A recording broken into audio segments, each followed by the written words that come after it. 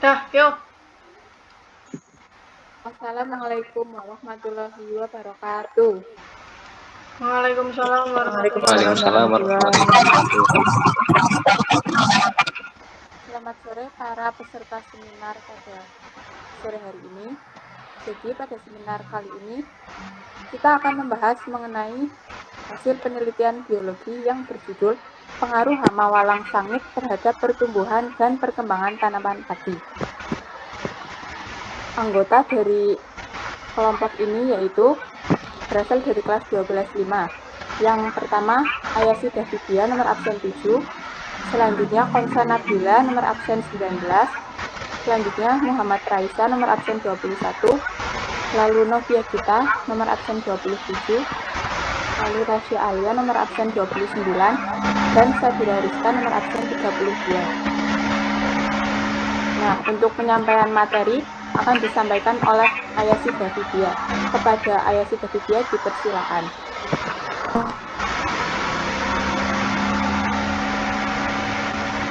Baik, terima kasih.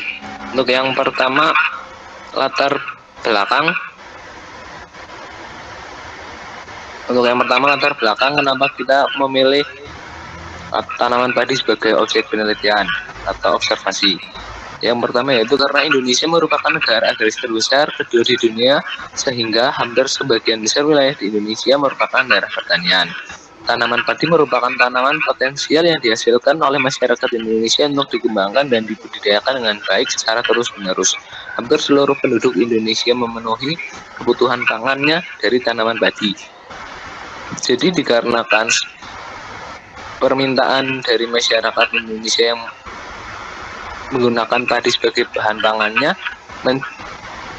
terjadilah tanaman padi yang menjadi mayoritas tanaman untuk daerah pertanian. Permasalahan yang sering dirasakan oleh petani adalah masalah adanya penyakit dan organisme pengganggu. Tentunya dengan menanam padi tidak selalu berjalan dengan mulus. Selalu ada tantangan dan hambatan yang dapat menyebabkan masalah dalam penanam padi. Seperti hama, salah satunya adalah hama walang sangit yang menyebabkan kehilangan hasil panen. Rumusan masalah: bagaimana pengaruh walang sangit terhadap pertumbuhan dan perkembangan tanaman padi. Yang kedua, apa akibat dari tanaman padi yang diserang oleh walang sangit. 3. Bagaimana metode penanganan hama walang sangit yang menyerang tanaman padi. Selanjutnya, tujuan kami meneliti atau melakukan observasi yaitu mengetahui pengaruh walang sangit terhadap pertumbuhan dan perkembangan tanaman padi. Yang kedua, mengetahui akibat dari tanaman padi yang diserang oleh hama walang sangit. Yang terakhir, mengetahui metode penanganan hama walang sangit yang menyerang tanaman padi. Deskripsi subjek. Jadi sebelum memasuki pembahasan mengenai hama walang sangit, kita perlu ketahui dulu objek yang kita amati, yaitu tanaman padi atau yang memiliki nama Latin Oryza sativa L. Merupakan tanaman semusim yang mempunyai kemampuan beradaptasi pada berbagai kondisi lingkungan. Tanaman ini termasuk golongan jenis Poaceae atau rumput-rumputan. Klasifikasi tanaman padi yaitu Kingdom Plantae, Subkingdom Tracheobionta, subdivisi Spermatophyta, divisi Magnoliophyta, kelas Liliopsida, subkelas Commelinidae, order Poales, famili Poaceae, genus Oryza, spesies Oryza sativa L. Nah, yang selanjutnya ada faktor yang mempengaruhi pertumbuhan dan perkembangan tanaman padi. Yang pertama, faktor eksternal seperti cahaya matahari, ketersediaan air, kualitas tanah, pupuk yang digunakan, jarak tanaman, udara, dan hama. Faktor internal seperti genetik dan hormon. Lalu selanjutnya hama. Nah, ini dari pembahasan kita adalah hama. Bagi petani padi, ada berbagai jenis hama yang mengganggu tanaman padi. Namun pada tempat yang kami teliti, hama utama yang mengganggu padi dan merugikan pertumbuhan dan perkembangan tanaman padi adalah walang sangit. Salah satu gejala yang tampak pada tanaman padi yang diserang oleh walang sangit adalah terdapat bintik hitam pada tanaman padi bulir menjadi hampa dan menjadi rusak. Hal ini terjadi karena walang sangit menyerang tanaman padi dengan cara menghisap cairan tangkai bunga serta bulir padi pada fase pengisian bulir dan pemasakan bulir, sehingga pengisian bulir menjadi tidak maksimal. Lalu gimana sih proses walang sangit menyerang tanaman padi? Yang pertama, walang sangit mencari tanaman padi yang siap panen atau yang sedang tumbuh. Yang selanjutnya, walang sangit mendarat di atas tanaman padi dan memakan daun-daun yang ada dalam batang tanaman. Yang ketiga, walang sangit menyebar ke seluruh area tanaman padi yang mencari tanaman padi yang belum diserang. Yang keempat, walang sangit berkembang biak dan meningkatkan populasi mereka di area tanaman padi. Yang terakhir, walang sangit menyebabkan kerusakan pada tanaman padi, termasuk kerusakan daun dan batang tanaman. Selanjutnya, metode penelitian, setting tempat dan waktu. Sebelumnya kami melakukan kunjungan sebanyak 2 kali. Hari pertama, hari Sabtu tanggal 22 Februari 2025 pukul 15.30 sampai 16 sampai pukul 4. Kami melakukan wawancara di sawah milik Bapak Sugiharjo di Desa Kutayasa, Kecamatan Bawang, Kabupaten Banjarnegara. Kebetulan daerah sawah milik Bapak Sugiharjo ini terdapat banyak sawah selain milik narasumber yang kami tanyakan. Yang kedua, observasi yang kedua kami lakukan pada tanggal 28 Februari 2025 pukul 14.35 sampai 15. Kami melakukan kunjungan lagi untuk melakukan observasi dan membandingkan perbedaan dari kunjungan yang kami lakukan. Untuk metode penelitian yang diterapkan penelitian ini adalah metode penelitian kualitatif.